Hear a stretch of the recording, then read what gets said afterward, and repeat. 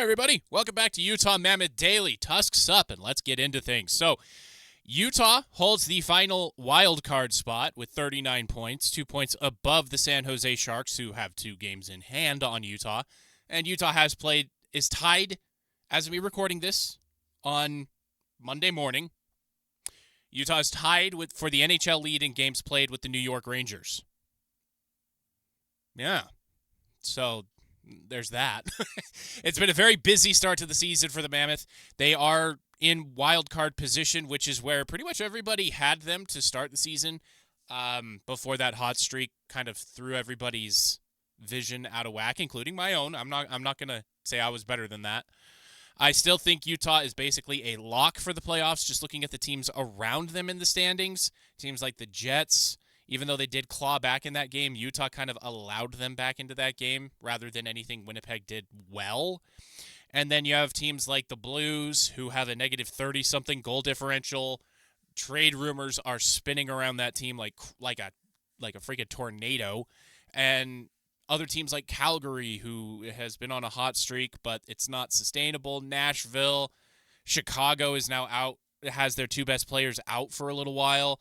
So it's just less to do with how good Utah is. It's just how lucky they've been in the health department. And that's really how it has kind of balanced out for the Mammoth. So as far as like playoffs are concerned, even though, I almost said that like Jim Mora in that famous press conference, I still think it's a lock for the Mammoth. They have what it takes for the most part, and what they showed against the Jets was something that has kind of been lacking, because once the snowball starts being turned and rolling against the Mammoth this season, it feels like nobody can really stop it. And this game, nobody stopped it. It got to 3-3.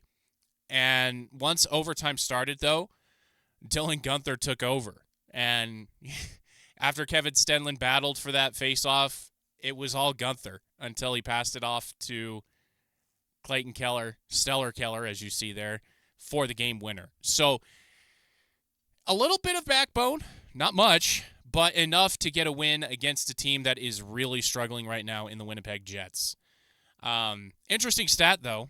Utah, as you can see on your screen there, is the only team in the league to not go to shootout yet this season. The only one. I don't know if that's good or bad, but that is a pretty cool stat to have. And they only have 3 overtime losses, where a season ago, as we all know, they had double digits in overtime losses. So the team is improving. You need to squint to see it, but the team is improving. It's not all doom and gloom like I was last week, but it's a little bit harder to see the good stuff through the bad. And there are moves that I want Bill Armstrong to make, as I've detailed the past few days. There are players I'd like to see shipped out of town that I think would make the team just better, addition by subtraction. So there are some things to go on there, but that interesting stat, that kind of blew me away when I looked at that, because, I get bored and I'm a stats nerd, and so I went to NHL.com and I went to, ESPN.com, and I looked through the stats. I was like, whoa, that can't be real, can it? And I double-checked it, triple-checked it, and it was, yeah, Utah is the only team in the league to not go to shootout yet this season.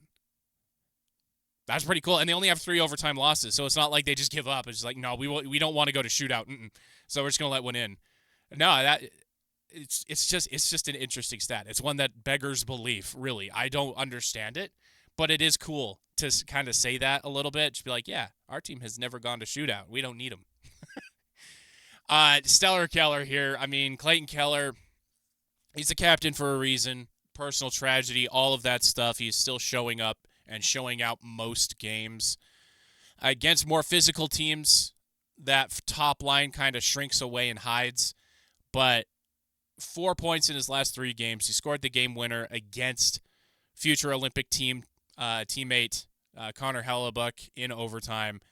And I just really enjoy his game. Like, I've been watching him a little bit more intensely, a little bit more of a microscope on him when he's out on the ice, and just watching what he does, his intelligence, where he finds himself on the ice most of the time, is just, it's really cool. It's something that, as somebody who's learning the game of hockey again, or the sport of hockey again, I watch him to kind of see where the smart players go.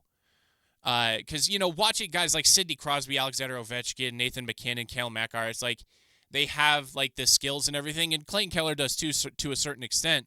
And so you expect it from them. And it's like, yeah, okay, they're the best of the best. And so not everybody could do what they do. But what Clayton Keller does, even in the board battles and even when he is forechecking, trying to get to that loose puck and the defensemen are bearing down on him to lay into him onto the boards, he's just a master at avoiding big hits and still poking the puck along. And just even stuff like that. And then his passing is among the best in the league. His vision among the best in the league. So just watching Clayton Keller helps me learn the game a lot more than just listening to Dom Moore and Matty McConnell and Nick Olczyk talk about the game, although they are doing a good job of educating people about the game. But just kind of watching your best players and how they find themselves in positions to be successful, I feel like has let me learn a lot about the game on top of what has been being taught to us. So I just wanted to shout out Clayton Keller. Obviously, favorite player, hello. But I just wanted to shout him out just because this guy is learning the sport of hockey again after being away from it for a decade plus, and it's just really fun to watch. Now let's look forward for the rest of the first part. It's not really first half, but first part of the season before the Olympic break. And like for the first time all season, Utah has more home games than away games in a stretch of play that's longer than like 5 games. That's nice. That's really nice to see. Utah is tied for the league lead in most away games, as well as, like I said earlier in the show, most games played. So having them in the Delta Center in front of the home crowd, which was buzzing against the Jets, that was really cool to see. It took a little while for people to find their seats, but once they got there, the place was loud, it was fun, and that roar at the end of the game when Clayton Keller scored that goal, that's pretty cool. So having the Mammoth at home for the most part until we hit the Olympic break should improve the standings at least a little bit. In the road trip, there is going to be one more big road trip. I think it's 4 or 5 games on the East Coast, and then they're just back home and on the western part of the United States for the most part. I guess the continent, not necessarily the United States, but on the western part of the continent for the better part of it. So this team should be bouncing up in the standings at least a little bit more than they have been. They've been treading water, especially here recently. But seeing them at home in front of the home crowd, there's always more juice for your team when you're at home than you are on the road. And the guys play harder. So obviously tonight it's against the Colorado Avalanche. I just don't want them to lose by more than 5 goals. Just keep it within 4 and keep that positive goal differential. Just forget about that game and move on, because the Colorado Avalanche are just a juggernaut. It's their cup to lose as far as I'm concerned. The only 2 teams in their way are in their own division, as well as the defending champion Panthers. Like, that's it. That's 3 teams in their way from hoisting the cup, should that team stay healthy. So just don't lose by more than 5 goals.